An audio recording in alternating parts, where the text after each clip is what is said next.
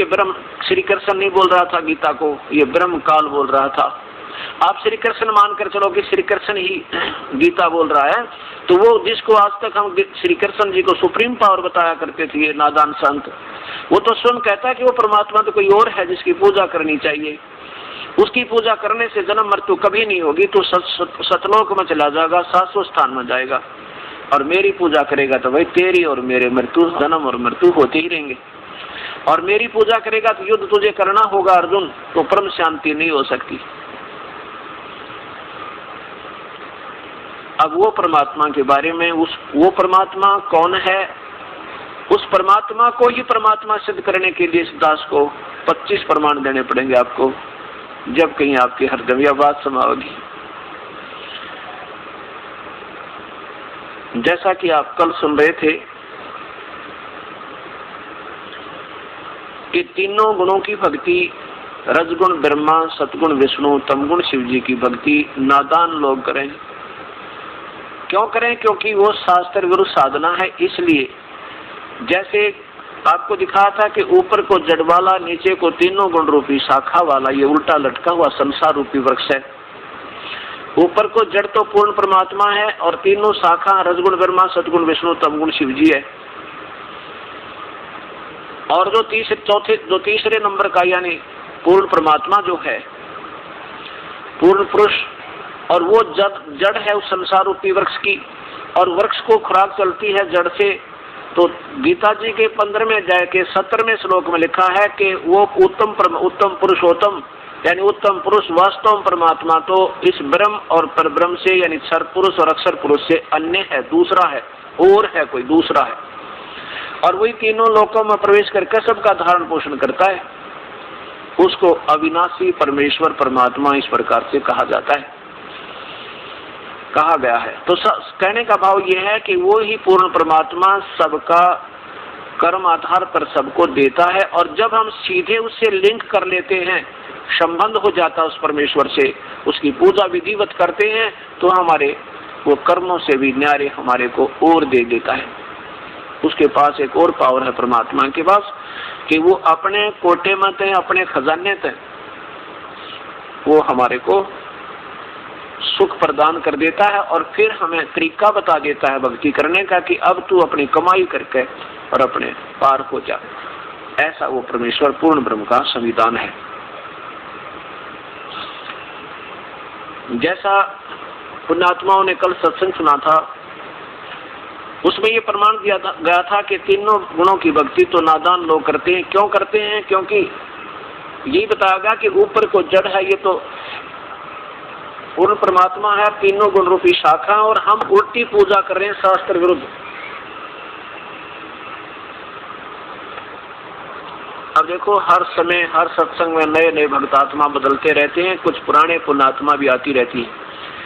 अब ये एक ऐसा सामूहिक शिक्षा स्थल है कि इसमें नर्सरी तक लेकर और पीएचडी तक का ज्ञान यही दिया जाएगा।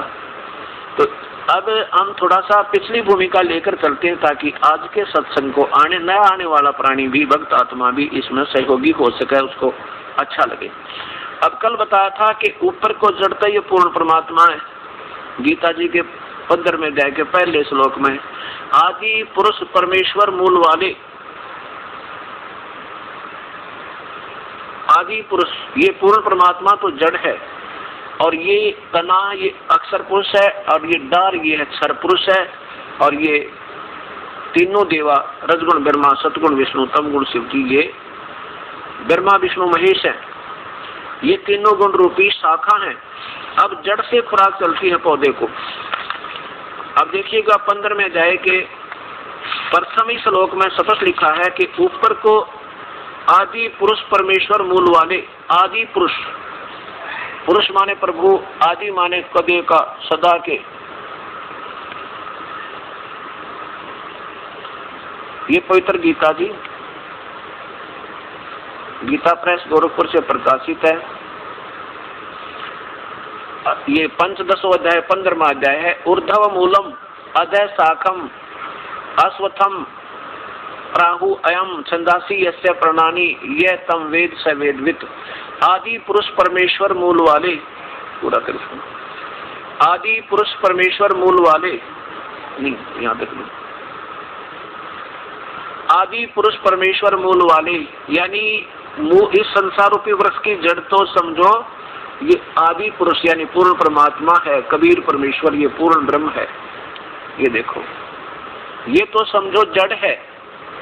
आदि पुरुष ये पूर्ण परमात्मा, सबसे पहला भगवान, आदि माने सनातन, सबसे पहले का जिसने सारे ब्रह्मांड रचे, ये तो जड़ वाला इस परमात्मा समझो ये तो जड़ है। ऊपर जो भगवान है वो तो जड़ है, और नीचे के सरपुरुष और अक्षर पुरुष ये तना और डार है। आदि पुरुष माने आदि भगवान, सनातन परमात्मा, सबसे पहले वाला प्रभु। तो समझो परमेश्वर तो रूप मूल वाले, ये तो जड़ वाला पौधा है ये। और अधय शाखम, अधय माने नीचे को, शाखम माने शाखा वाला। ये तो इनकी टिप्पणी अधूरी है, इन्हें साफ नहीं लिख पाए क्योंकि ये पूर्ण ज्ञान से परिचित नहीं थे। अधय माने नीचे को, शाखा वाला, ये संसार रूपी वृक्ष को, पीपल के वृक्ष को अविनाशी कहते हैं। वेद जिसके पत्ते कहे गए हैं, उस संसार वृक्ष को जो संत तत्व से जानता है, मूल सहित जानता है, तत्व से जानता है, वो तत्वदर्शी संत है, अर्थात वो वेद के तात्पर्य को सही जानता है, उसी के पास जाकर अपना कल्याण कराओ। अब जैसा कल प्रसंग था उसी को फिर थोड़ा सा लेकर के आगे चलेंगे। अब हमने आप कोई पौधा लाओगे आम का, तो उसको कैसे बीजा जाएगा? जड़ जमीन में लगाई जाती है, मिट्टी में दबाई जाती है, या गमले में फिक्स किया जाता है। उसके बाद सिंचाई जड़ की जाती है और फल लगते हैं टहनियों के। फल फिर इन तीनों गुण रूपी, रजगुण ब्रह्मा, सतगुण विष्णु, तमगुण शिवजी रूपी टहनियों के फिर फल लगेंगे। ये फल जब लगेंगे जब हम मूल को सींचेंगे, पूर्ण परमात्मा की भक्ति करेंगे, तो हमारा कर्म बनकर यहाँ जाएगा, और ये हमें फिर बिन मांगे फल दे देंगे। ये भगवान फल हमने इन्हीं से मिल लगा, ब्रह्मा विष्णु महेश में लाभ देंगे और कोई नहीं दे सकता, क्योंकि हम इनके नीचे अंतर्गत आते हैं जब तक हम यहाँ इनके लोक में रहते हैं। और अब हम क्या कर रहे हैं? यही परमात्मा कबीर साहब ने पहले आए जो बताने की चेष्टा की थी, लेकिन उस समय हमारे पूर्वज शिक्षित थे और वो गुरु लोग चतुर्गणे थे। उन्होंने उस परमात्मा की सब बातों को फेल कर दिया अपनी चतुरता दिखा के। अब हम ऐसे कर रहे हैं, ब्रह्मा विष्णु महेश की पूजा कर दी, भगवान छोड़ दिया, पूर्ण परमात्मा छोड़ दिया। इसलिए गीता में लिखा है कि मूर्खों की पूजा, अनजानों की पूजा है, ब्रह्मा विष्णु महेश की पूजा जो करता है। अब करना क्या है? कुछ नहीं करना, बस इसको सीधा करना है, बस इतनी सी बात है। और कुछ भी नहीं करना, ना कोई छोड़ना, ना कोई नया ग्रहण करना, वही भगवान, वही उनके मंत्र। अपरारंभ यहाँ से होगा। ऐसा करने से फिर सारे सुख होंगे। कहते हैं एक साध्य सब सदय, और सब साध्य सब जावे। सब साध्य तो सब गया, हम सब साध रहे हैं, देवी भी, देवता भी, काली भी, पीढ़ी भी, गुड़गामे वाली भी, आसपास की तट दिल्ली में भी कोई माता होगी वो भी, हनुमान भी, पितर भी, देवता भी, सबकी पूजा करें, और ब्रह्मा विष्णु महेश भी, राम श्री कृष्ण, राम कृष्ण आदि। और ये कहते हैं इस सब साधन पे सब गया, एक के साध्य सब सजा, एक के साध्य सब सजा, और सब साध्य सब जावे। ये माली सींचे मूल को तो फिर फल फूल गावे। अब इस जड़ में सींचेंगे तो ये पूरा फल होगा, और इनका फिर फल लद पद लगेंगे, भगवान ब्रह्मा विष्णु महेश हमने लाभ देंगे। अब जैसे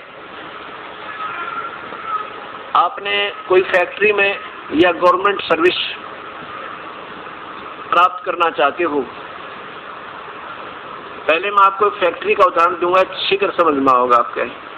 मान लीजिए कि आपने किसी फैक्ट्री में कोई नौकरी करना चाहते हो, तो उसके लिए क्या करना होगा? आपने उस फैक्ट्री के मालिक की पूजा करनी पड़ेगी। पूजा मीन उसको प्रार्थना पत्र देना होगा, और फिर वो जो भी टर्म एंड कंडीशन बताओगा आपने सारी स्वीकार करनी होगी। तो फिर वो खुश होकर आपको अपॉइंटमेंट लेटर दे देगा, आपकी नौकरी लगाने का लगा देगा। और वो फिर आपको वर्क डन, आपने मेहनत करनी पड़ेगी फैक्ट्री में जाके।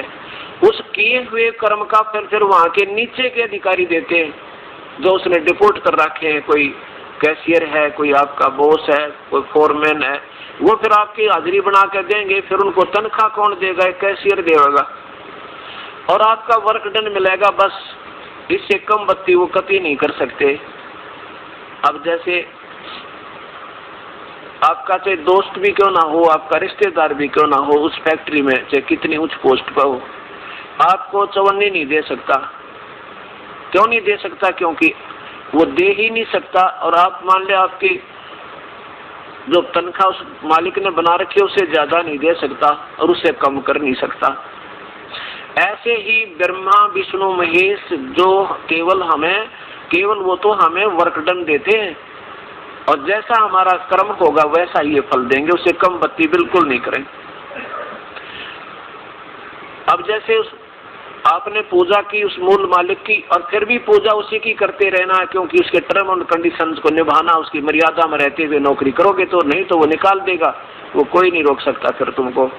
तो ऐसे जैसे आपने मुख्यमंत्री को प्रार्थना पत्र दिया या प्रधानमंत्री को दिया, सेंटर की नौकरी लेनी है तो प्रधानमंत्री को आपने उसकी पूजा की और उसने जिस भी व्यक्ति को अपना प्रतिनिधि बना रखा, फिर आपने उसकी पूजा की। उसकी पूजा माने उसी की पूजा की, उसकी शक्ति से युक्त है वो, तो उससे आपको नौकरी मिली, आपका पोस्टिंग हुआ और फिर तनख्वाह आपने काम किया तो आपको तनख्वाह नीचे के अधिकारी दे रहे हैं। लेकिन जब से वो उस परमात्मा के हृदय से आप उतर जाओगे, प्रधानमंत्री के हृदय से या मुख्यमंत्री के हृदय से उतर जाओगे, टर्म एंड कंडीशन आपने नहीं निभाई तो आपको फिर आप नौकरी से बाहर कर दिया जाएगा। ऐसे समझो कि ब्रह्मा विष्णु महेश और ब्रह्म और परब्रह्म आपको जब लाभ देंगे, तब लाभ देंगे जब आप पूर्ण परमात्मा की भक्ति शास्त्रानुकूल करोगे। शास्त्रानुकूल कैसे करना है कि पूर्ण परमात्मा कबीर साहब के पूरे संत के पास जाकर नाम लेना होगा। और अन्य नाम जो दे रहे हैं वो गलत दे रहे हैं, क्योंकि दास ने जब सभी महापुरुषों के, कबीर पंथियों के भी और दूसरे जितने भी कबीर साहब की आड़ में और भी पंथ चल रहे हैं, जैसे घीसा पंथ, गरीबदास पंथ, दादू पंथ, इनमें अब वर्तमान में वैसे तो उन भगवानों, उन संतों ने तो अपनी वाणी में सही मंत्र नो के नो लिखे हैं। कबीर साहब ने भी, धर्मदास जी ने भी, धर्मदास जी के पंथ में भी मार्ग गलत हो लिया। केवल 6 पीढ़ी तक वो मार्ग ठीक चला था, 6 पीढ़ी के बाद धर्मदास का पंथ कति खराब हो गया, क्योंकि भगवान कबीर साहब ने पहले ही बता दिया था कि धर्मदास 7वां दूत काल का आवेगा तेरी पीढ़ी में, उसके बाद तेरा जो है ना पंथ वंश तो चलेगा लेकिन पंथ नहीं, तेरा जो है ना उसमें मुक्ति नहीं होगी उस मार्ग में। तो ऐसे अब हमने फिर देखने होंगे कि ये वास्तव में जो भक्ति हम कर रहे हैं वो किसी शास्त्र में प्रमाण भी है या नहीं है।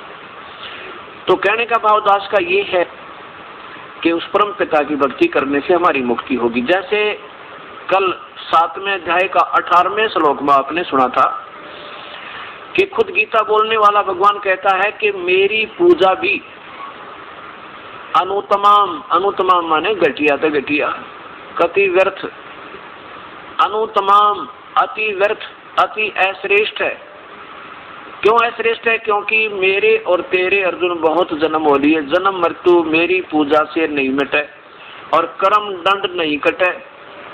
और वही जैसा, लेकिन नीचे के ब्रह्मा विष्णु महेश और अन्य देवताओं से गीता बोलने वाला प्रभु राम ये ब्रह्म बोल रहा है कि इनसे मेरी पूजा 1000 गुना अच्छी है, लेकिन मेरी भी पूजा अनुत्तम है।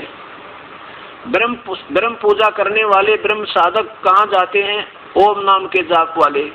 ब्रह्म लोक में एक स्वर्ग, महास्वर्ग बना है, उस महास्वर्ग में जाके अपने पुनों की मलाई हजारों युगों तक खा के पूरा ठाठम ठाठ नए नाच गाने, एक जैसे ये रेस्टोरेंट है, ये होटल, ये स्वर्ग। तो जैसे एक तो दिल्ली का बड़ा होटल जिसमें और बड़े साहूकार जा सकते हैं क्योंकि वहाँ ज्यादा खाल उतरे, वहाँ तो और ज्यादा पैसे लगे, ज्यादा सुविधाएं हैं तो ज्यादा पैसे लगे।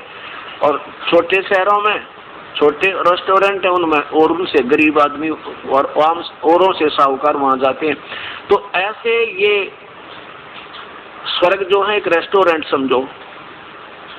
जैसे ब्रह्मा विष्णु महेश और अन्य देवताओं की पूजा करने वाले उस स्वर्ग तक पहुंच जाते हैं और उसमें अपने पुनों को, क्योंकि वो थोड़े समय बनता है स्वर्ग का पीरियड, वहां खत्म करके फिर नरक में, नरक के बाद फिर 84 लाख योनियों में पशु बन जाते हैं, शीघ्र ही समाप्त हो जाते हैं। और ब्रह्म साधना करने वाले हजारों युगों तक उस महास्वर्ग में अपनी ही कमाई को और ज्यादा समय तक समाप्त करते हैं और फिर 84 लाख योनियों में पशु बन जाते हैं।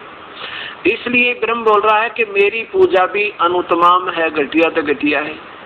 क्यों है? क्योंकि जैसे ये पुण्यात्मा जिनको ये ज्ञान हुआ कि पूर्ण परमात्मा की भक्ति करने से जीव का उद्धार होगा, नहीं तो हो नहीं सकता, और नीचे के ब्रह्मा विष्णु महेश ब्रह्म परब्रह्म तक की पूजा से जीव को पूर्ण लाभ नहीं। ये उन ज्ञानियों को, वेदों के ज्ञाताओं को पक्का ज्ञान हो गया जिन्होंने प्रभु चाहिए था।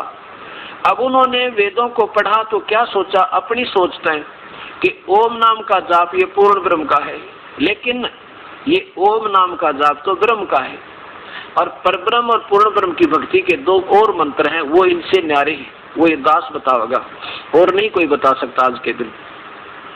उनके पास वो नहीं है और ना वो अधिकारी है। मान ले कोई दास की पुस्तक का बनी है, इसको पढ़ कर कोई आपका अंडी पाक भी जाएगा तो वो वैसे ही धोखा देगा अपने आप को भी और दोषी बनेगा थोड़ी आत्माओं को गुमराह करने का।